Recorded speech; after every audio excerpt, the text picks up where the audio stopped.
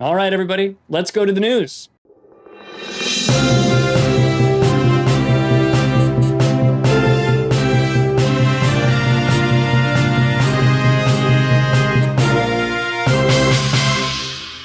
Here we go. Hello, everyone, and welcome to Clyde Plays News. My name is Clyde, and today we are going to talk about all of the news in World of Warships. You could go read the internet yourself, but you don't have to because I will read it to you. Our top story today is some new ships, including the long-awaited Japanese battleship Shinano. I just said it, and they didn't add another 30 days, but we're going to talk about Shinano in a little bit. First, let's go to our other story, and that is about some balance changes that are coming to the game in Public Test 13.7. This, my friends, is buffs and nerfs. We love buffs and nerfs. This is a thing that Wargaming does on a periodic basis, where they go through, they look at ships that have been underperforming, they've been less popular, and they try to find out how they need to adjust those ships in order to make them either more popular or perform better. And in this little blog article, which I will include in the description on YouTube, we take a look at a few ships that are getting some adjustments. First up is Japanese premium submarine. This is a tier 8 Japanese submarine, I-56, which is getting an increase in the number of hydrophone consumable charges. I-56 is kind of a unique ship where it's got poor concealment when surfaced. It's over 7 kilometers, if I recall. It does have a manually controllable SAP deck gun, but it can launch torpedoes like nobody's business. And they're giving it an increase in the number of hydrophone consumables, so hopefully that'll be a benefit for I-56 captains around the world. Commonwealth cruiser Hector. I love the Hector, but everyone on the internet loves to hate on the Hector. Hector is a very, very fun ship to play. It's a lot of fun, and it's a little bit of there's a little bit of a risk to it each and every time you take the Hector out there, because she's a very frail ship. She's got almost no armor whatsoever, and she has a very low number of hit points, but she's got very high HE DPM. She's got great torpedoes. She can stealth torpedo as a cruiser, which is fantastic. But the internet loves to clown on her and make fun of this ship and say it's one of the worst research bureau ships you can get. Maybe it is, but that doesn't mean it's not fun. And I'm actually really excited to see some improvements here.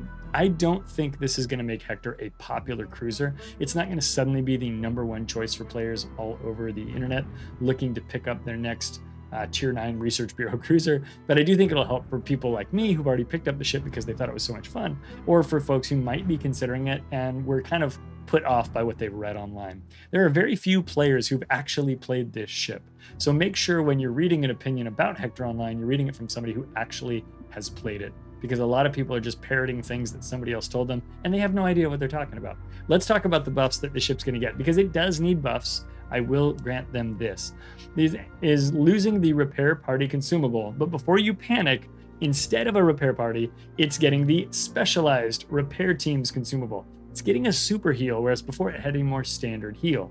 Now it's going to get 688 hit points per second, which will last for an action time of 20 seconds with an 80-second cooldown. You're going to have 3 of these charges. So basically, they've moved it from a standard heal, which was, I think, slightly improved already, but it was standard heal nonetheless, to being a super heal. I think that'll help. The lack of armor is still going to make it so that you can get smashed in Hector, so don't think of this as suddenly a much more survivable ship. However, in those scenarios where you do get smashed, you'll have a lot better chance of being able to recover before you get shot again. The American cruiser Buffalo. Oh, Buffalo. We love the Buffalo. We love to think about how the Buffalo is nowhere near as good as the Des Moines, and we think of the Buffalo as a long, kind of difficult ship to play through as you're on your way to that 5.5 or 5 second reload, whatever Des Moines has. Some players really like the Buffalo, but she is not nearly as competent as her tier 10 cruiser. Of course she's not, she's a tier 9.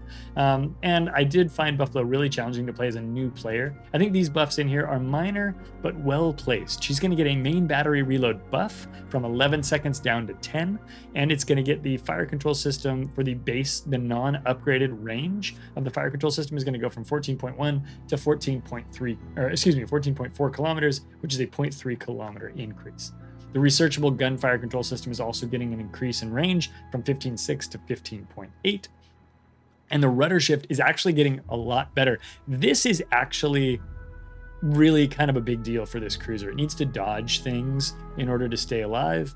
And being able to increase its rudder, it looks like, 4.5 seconds better is going to be a big deal. The researchable rudder shift is also going to come down even more from 11.2 down to 8.4 seconds. So you're going to have a much more maneuverable Buffalo that can shoot a bit farther, and at the same time, you'll be able to shoot a little bit more often. I think these are really well-placed upgrades for this boat, and I'm hopeful that it's going to make that transition from the Baltimore to the Buffalo to the Des Moines feel a little bit more natural. Yes, it's still a 10-second reload, which is way longer than Des Moines, but that's okay. That gives you something to look forward to when you get to Des Moines. French cruiser Saint Louis is the Tier 9 French cruiser that comes right before the Henri, the Henri, the fourth. It's getting an increase to its maximum HE shell damage from 2,800 to 3,000 hit points, and its fire chances also being increased. So a couple of minor buffs to the attacking power of the Saint Louis. We're very excited to have this happen. Saint Louis is actually a good cruiser already. All of the French heavy cruiser line, the original French heavy cruiser line cruisers, I think are pretty fun ships. They've been left behind a little bit by the meta, and actually, if we go to our next cruiser, that speaks to some of the reason why. Because the French cruiser Henri, when she first came out, was really considered quite powerful. She had a very, very capable rudder shift, a very good maneuverability, and she also had a good acceleration. And Wargaming, through a nerf, took away the acceleration from Henri IV, and now they're bringing that back. She's going to have a similar engine parameters set that to the other cruisers of her tier. That should make Henri handle accelerating and decelerating from using the rudder as well as using throttle juking much more palatable, because really what happens right now with that cruiser is as you're putting the rudder to the left or to the right, it slows your ship down a lot, and then you can't accelerate like old timers like me remember you used to be able to. I don't know if these engine parameters are going to be going back to the way it used to be, but they're going to be improved over what they are now, and that's a nice buff to Henri, a ship that really relies on its maneuverability to stay alive. I'm hopeful that this actually makes Henri pretty popular again. Conde is a lot of fun, and I'm not going to say that Henri was a Conde, but Henri felt like Conde. And I remember when Conde came out, the super ship above the Henri, or the Henri, I really enjoyed Conde, and it reminded me of original Henri, original flavor Henri. And I'm hopeful that this makes the Henri a little bit more appreciated by the players that have her. I'm excited to play more games in Henri. Dutch destroyer Tomp is getting a little bit more range on her HE bomb airstrikes, and there's a couple of reasons why this is cool. Number one, more range is not a bad thing. You don't have to use it, so don't worry if you don't want to use the increased range. If you're not good at hitting at that range, don't do it. You can still get closer. But one thing that's neat about this is I think her torpedoes are crap. They're more than 10 kilometers. I don't remember. Maybe they're 12s, but they're in that 10 to 12 kilometer range. She's got guns that shoot a little bit farther than 12 kilometers as well, depending on your build. And now your HE bombs for your airstrikes can reach out about that far as well, which really makes Tomp a triple threat when there's a target within her gun, bomb, and torpedo range. She can put that all flavors of her ordnance out there on that target. If you think about it, you can't shoot your guns any faster than your main battery reload. Just bang, reload, wait, bang, reload, wait. But with Tomp, you can fire your torpedoes, wait for them to get out there some distance. When they're about to hit, you can fire your guns, you can drop your bombs. There's a really good triple threat here that you can do with Tomp. Tomp is not the most powerful boat, but she's kind of unique and fun to play as a destroyer with her Dutch airstrikes and the large caliber guns that she has. So I think this is a nice little buff. I myself wasn't necessarily looking for 2 more kilometers on the airstrikes, but I'll take them because it brings them more in line with her other ranges. Spanish destroyer Alvaro de Bazan is a tier 10 coal destroyer, just like Tomp is, that you can get. It is getting a dispersion buff to her burst fire parameters. So now when you're using her F key, her funny button, her burst fire, you're going to get a 10% improved dispersion in that fire mode. That's cool. It's going to let you put more of those shells on target, particularly on smaller targets. If you're shooting at a shimakaze, something like that that's hard to hit, this is going to be good for you. Her torpedo detection is reduced from 1.1 to 1.0 kilometers. I don't really think, in my head, that doesn't feel like a real big buff. I'm sure it means something to the spreadsheet boffins over at Wargaming headquarters, the torpedo detection reduction. And it is a buff. It will make their torps harder to see, which will mean that you're going to hit more torpedoes on ships. How much that's going to affect the performance of the torpedoes on Alvaro, I don't know.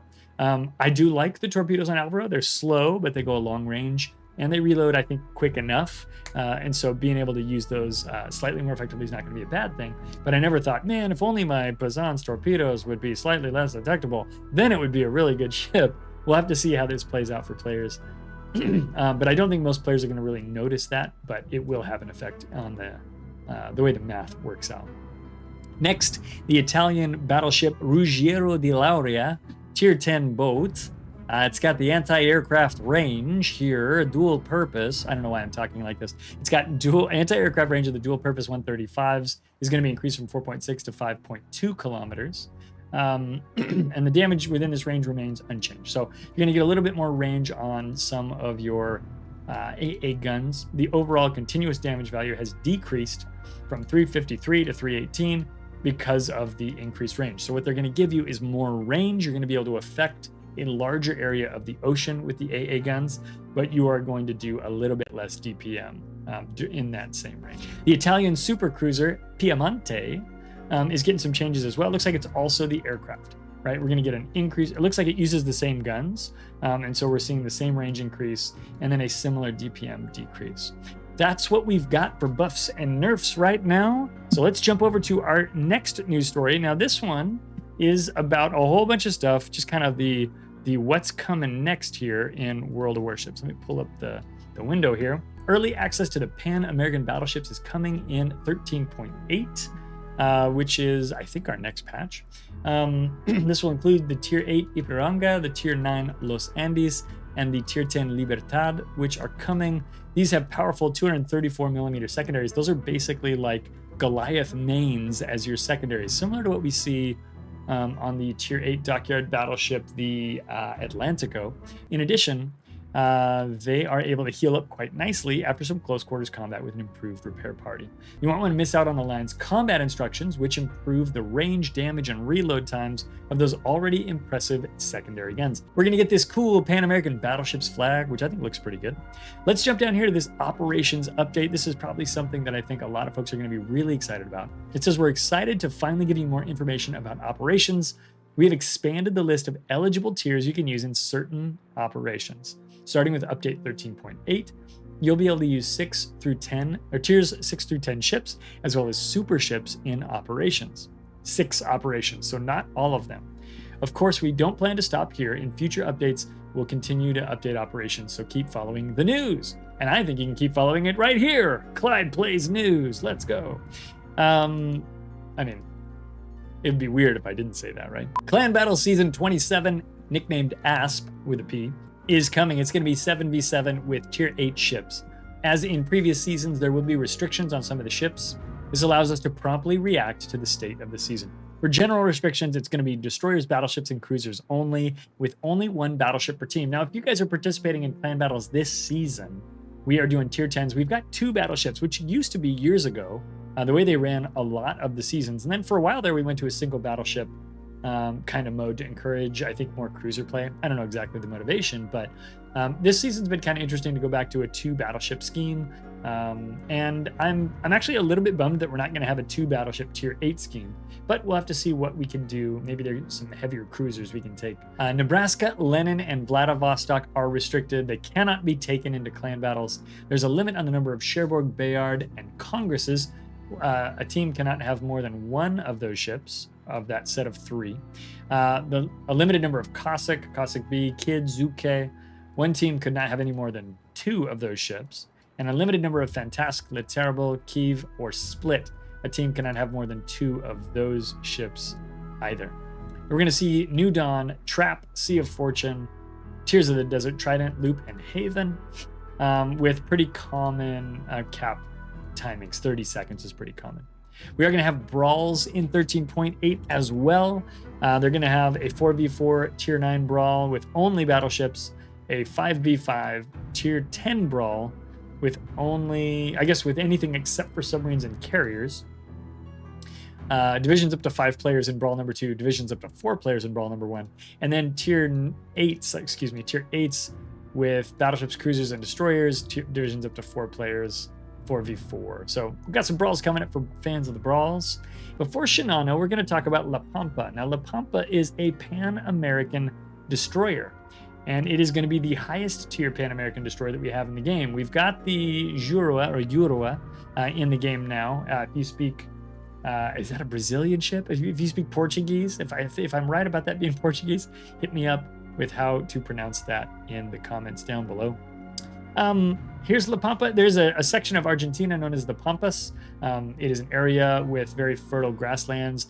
They actually do a lot of cattle farming and ranching there, and it's a really cool geographic area. I've seen a lot of beautiful photos of this part of Argentina.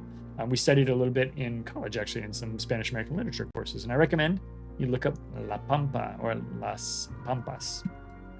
It is a battle class destroyer built at a British shipyard, which could have been purchased by the government of Argentina, which sought to strengthen its navy in the post-war decades. It looks pretty cool, and it does look decidedly British. If I'm peering very carefully at this, it almost looks like maybe there's only 2 turrets, maybe just these 2 up front with torpedoes in the back. Let's keep reading. Unlike other battle class destroyers such as Jutland, La Pampa is geared toward torpedo gameplay. She sacrifices her rear turret for an extra rack of torpedoes. There you go. Bringing her total up to 15 tubes. Oh, she's got 3 launchers. Okay, I'm in. I'm on board. Rivaling the legendary Shimakaze. The torpedoes themselves have a medium range. What does that mean? 10 kilometers? What does that mean? We'll look at the parameters later. They have a medium range and a comfortable blend of characteristics. Great concealment will allow her to outspot other destroyers and conduct torpedo attacks from close ranges. Complementing her torpedo armament is a strong set of consumables. Torpedo reload booster, oh my goodness, will allow her to put up to 30 fish in the water at once with specialized repair teams. Smoke generator, specialized repair teams is good. That is super heal. Smoke generator will give her substantial survivability. While all of her consumables come with a long cooldown, combat instructions charged with torpedo hits. I think this is the first time we've seen that, haven't we? And time spent undetected. Ooh, so it's like a grow plus torpedo hits. I wonder how that's going to work if it's both. Maybe you have to get a combination. That sounds complicated. Maybe it's simpler than that. I don't know. Key weaknesses include a low base hit point pool, weak main battery, and a slow speed with no access to engine boost. In gameplay, La Pampa will function best as an invisible assassin, using her concealment to avoid being spotted and launching devastating torpedo attacks. That could be kind of a cool destroyer. I like gunboat destroyers. That's definitely my preference. But I like what's going on here. There's a little bit of a unique gameplay to this. It could come out great. It could come out not so great. I guess we'll see. La Panda, says Seas Nuts. Very nice. Torpedoes, torpedoes, torpedoes, torpedos. ¿Dónde están los torpedos? 3x5. 10.5 kilometer range. Okay, so similar to what I've been experiencing with Z52. 66 knots, 17,500 damage is pretty good. I'll take it. 7.2 second rotation. Reload time of about a little over 2 minutes. Okay. Well, I think La Pampa looks like it could be kind of a fun destroyer. And I like seeing a top tier destroyer come in to the Pan-American nation. And yes, British Shima with TRB. It's going to be exciting. Ladies and gentlemen, may I introduce Shinano. Now, you guys might know about Shinano. This is a boat that a lot of people bring up all the time, annoyingly sometimes, on World of Warships official streams. And they always make a joke saying, every time you say Shinano, we're going to push out its release dates another 30 days. I'm doing my worst Killer Bin impression. When I see Shinano in the chat, I make sure to note it down. It's not a very good impression. But, and it wasn't just Killer Bin. This has been going on for literally years. And I felt like I started hearing some more Shinano jokes lately, and now here she is, and now I understand why. This is a really exciting announcement for people who like aircraft carriers. Shinano is an aircraft carrier built on top of the third hull of what would have been a Yamato-class battleship. She sailed one time. She was moving from one port, I think in like northern Japan or central Japan, to another port in southern Japan, if I recall correctly.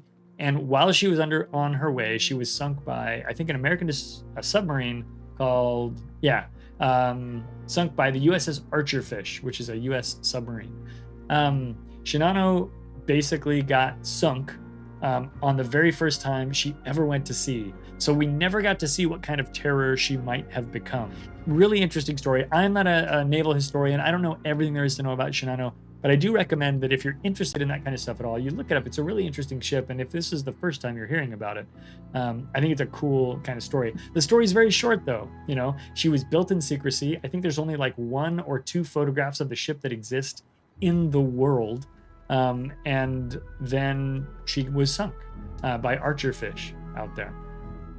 It says, a truly iconic ship and one of the most unique carriers to be constructed is nearly ready to join your fleet. By the way, this is a tier 10 special ship, and that seems to be the case for La Pampa as well.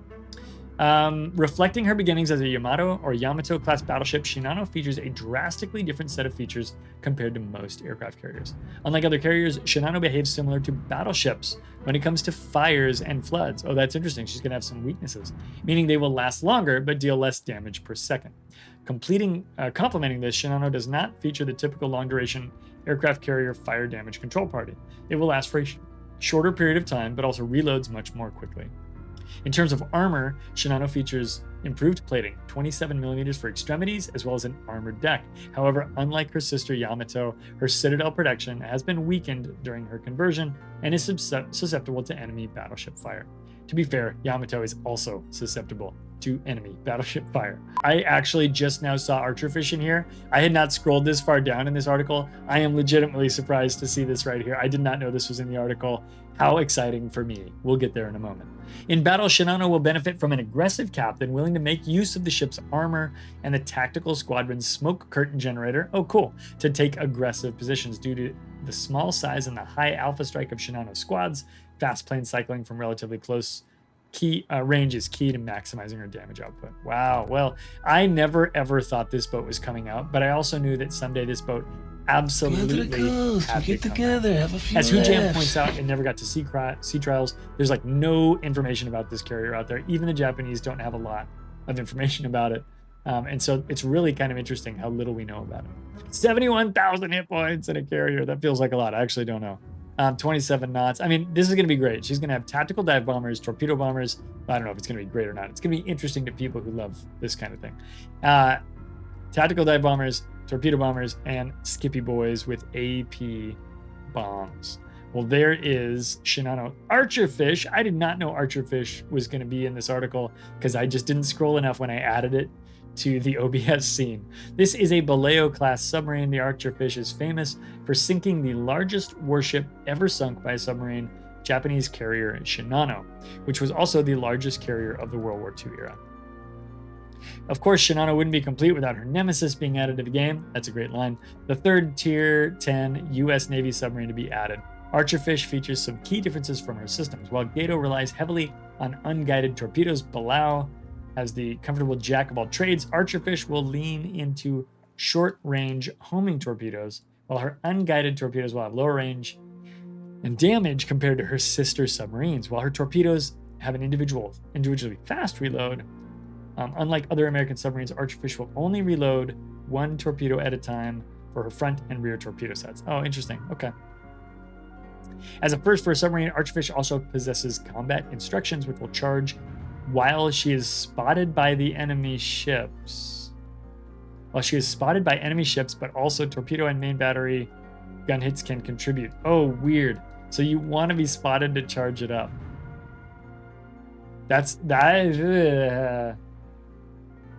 Once full, combat instructions activate automatically and provide a substantial reload boost to her consumables.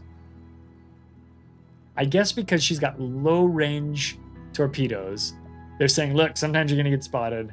That will allow you to charge up your consumables and sustain yourself on the front lines a little bit. Interesting. Speaking of which, Archerfish's complement includes normal damage control party, hydrophone sub-surveillance, reserve battery unit, and engine boost. Well, there you have it, folks. Archerfish, Shinano, and La Pampa come into the game. All of these look to be interesting ships. Each one has a gimmick, as Alan says in the chat. Gimmicks, baby! And folks, I appreciate you watching Clyde Plays News. I hope this was entertaining or useful, or if nothing else, informative for you. Thanks so much for dialing in, for coming to the Twitch stream or watching this on YouTube. I'm closing up a meeting at work. Thanks for dialing in, everyone. I hope that this was an effective use of your time. Anyway, I hope you guys had a good time with us today.